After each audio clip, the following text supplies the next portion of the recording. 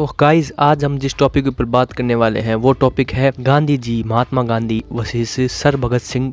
इन दोनों में से किसकी आइडियोलॉजी बेस्ट है, किसकी आइडियोलॉजी को तुम्हें फॉलो करना चाहिए, कौन सा रास्ता तुम्हें अपनाना चाहिए जिंदगी को लेके। सबसे पहले मैं ये क्लियर कर दूं कि यहाँ पे गांधी जी और भगत सिंह के बारे में बात नहीं होने वाली है, उनकी लाइफ के बारे में बात नहीं होने वाली है। उनकी आइडियोलॉजी, उनकी जो विचारधारा थी, जहाँ पे एक तरफ गांधी जी थोड़े अहिंसावादी थे, उनकी ये थी कि अगर कोई एक थप्पड़ मारे तो तुम दूसरा गाल भी आगे कर दो। वहीं पे भगत सिंह थोड़े मतलब एग्रेसिव काइंड ऑफ नेचर के थे। उनका ये था कि तुम्हें अगर कोई मारे या फिर तुम्हारे साथ कोई कुछ अगर बलपूर्वक गलत करे तो तुम्हें भी डट के उसका सामना करना चाहिए। दोनों की काइंड ऑफ विचार अलग अलग थे। मैं यहाँ पे ये कहना चाहता हूँ कि सांप है ना, उसको है ना मतलब भले वो काटना छोड़ दे पर उसको है ना फुंकारना नहीं छोड़ना चाहिए। सांप ने फुंकारना छोड़ दिया ना तो सामने वाला बंदा उसके साथ क्या करेगा, उसके साथ अत्याचार करना स्टार्ट कर देगा। तो वो एट द एंड सांप को सामने वाले मार देंगे जो जानवर बाकी है। वही लाइफ में होता है, जो हमारे साथ कोई अत्याचार करता है ना तो अत्याचार करने वाले से ज्यादा जो सहता है ना उसकी गलती होती है। क्योंकि क्या इसका मतलब ये है कि हम हर वक्त एग्रेसिवनेस में रहे? नहीं। देखो जो गांधी जी का था ना आइडियोलॉजी अहिंसावादी, और जो भगत सिंह की थी, जो दोनों ही तुम एक टाइम पे नहीं लेके चल सकते हो। तुम्हें सिचुएशंस के हिसाब से, सर्कमस्टेंसेस के हिसाब से, क्या हालात है उसके हिसाब से सोचना पड़ता है कि मुझे अभी क्या अप्रोच रखनी चाहिए। यहाँ पे तुमसे कोई काम नहीं हो रहा है, तुम्हारी जिंदगी तुम्हारे हिसाब से नहीं चल रही है, वहाँ पे अगर तुम गुस्सा करोगे, अग्रेसिवनेस में चलोगे तो वहाँ पे फिर तुम्हारी हो जाएगी कमी, क्योंकि तुम अपनी लाइफ को हैंडल नहीं कर पा रहे हो। तो वहाँ पे एग्रेसिव काइंड ऑफ जो नेचर होता है वो ठीक नहीं रहता है। क्या हालात है, क्या वो सिचुएशन है, वो तुम्हें वो चीज अपने आप बोल देती है। अगर तुम सुनने वाले हो, तुम समझने वाले हो कि तुम्हें अब किस तरीके से पेश आना चाहिए। बुद्ध भी इस बात को सपोर्ट करते थे। उनका कहना था कि मध्य मार्ग में चलो, इसे मिडिल पाथ कहा जाता था। ना तुम्हें किसी चीज को लेके एक्सट्रीम में जानना है कि मैं गुस्सा कर लूँ, मैं तोड़ फोड़ कर लूँ, मेरे को बस एग्रेसिवनेस चाहिए।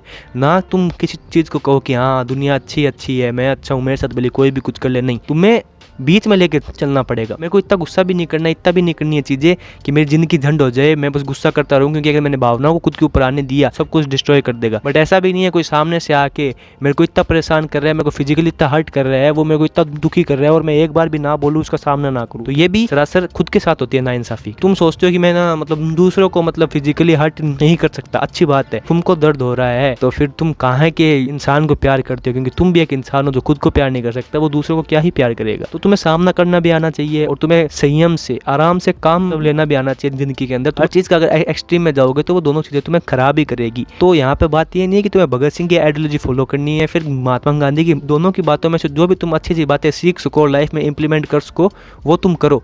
पर एक्सट्रीम में जाके किसी भी एक विचारधारा को सपोर्ट करना तुम्हारे लिए हानिकारक हो जाता है, क्योंकि जिंदगी कभी एक जैसी नहीं रहती है। हम हमारी जिंदगी को बनाते हो और हम खुद इंसान हैं, तो हमसे कुछ गलतियां भी होगी, कभी अप्स भी आएंगे, कभी डाउन्स भी आएंगे, कभी हमें मतलब गुस्सा भी आ रहा होगा, कभी कभी वो गुस्सा गलत भी होगा, कभी कभी वो गुस्सा भी होगा सही, कि भाई कभी कभी करना जरूरी होता है, कभी किसी को बोलना जरूरी होता है भाई तू ये क्या कर रहा है, भले गुस्से में नहीं तो थोड़ा सामना करना पड़ता है। और सब तुम्हारे हाथ में होनी चाहिए चीजें, ये तुम्हें ही करनी पड़ेगी डिसाइड। कोई आके तुम्हारे सिर पे नहीं बैठा होगा, तुम्हें बोल रहा होगा। अगर कोई और बोल भी रहा होगा तो वो अपने पॉइंट ऑफ व्यू से बोल रहा होगा। वही मैंने पिछले वीडियो में सयादवाद की बात की है, जैन फिलोसफी के हिसाब से। तो उसको देखने वाले लोग अपने अपने हिसाब से पॉइंट ऑफ व्यू से देखते हैं। और मेरा मानना यही है कि तुम्हें 60% जो अप्रोच होती है, 70% जो अप्रोच होती है, यहाँ तक कि 75% कर लो, वो तुम्हें संयम की अप्रोच रखनी होती है। जब अत्याचार हो रहा हो, तुम्हारी पीस नष्ट हो रही हो, तुम्हारे फिर वो जो 25% है ना जो बचा हुआ, उसको तुम्हें यूज करना पड़ता है। तो एक शांति और गुस्से को लोग अलग अलग चीज मानते हैं। तुम शांत होकर भी अपने लिए साहस से कदम उठा सकते हो। तुम्हें अगर पता है कि अभी मतलब जरूरी है, सामने थोड़ा सा वॉयलेंट होना पड़ेगा क्योंकि